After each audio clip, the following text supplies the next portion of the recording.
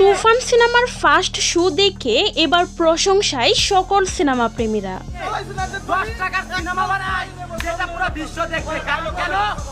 সম্প্রতি আজ দেশে 125টি সিনেমা হলে মুক্তি পাচ্ছে শাকিব খান অভিনীত তুফান সিনেমা। সিনেমাটি কেমন হবে দেখার জন্য খুবই এক্সাইটেড সকল শাকিব ভক্তরা। তবে জানা যায় প্রথম শো দেখে পুরো মাথা নষ্ট ভক্তদের।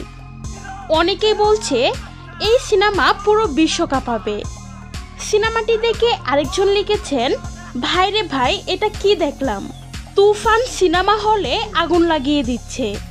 বিশ্বাস করেন এই সিনেমা দেশের গণ্ডি পেরিয়ে বিশ্ব কাঁপাবে।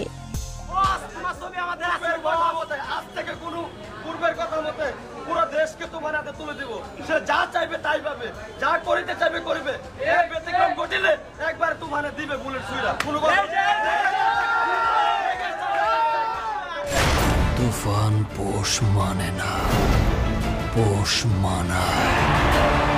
সো ভিউয়ার্স, তুফান সিনেমাটি দেখার জন্য আপনারা কতটুকু এক্সাইটেড তা জানিয়ে ফেলুন ভিডিওর নিচের কমেন্ট বক্সে।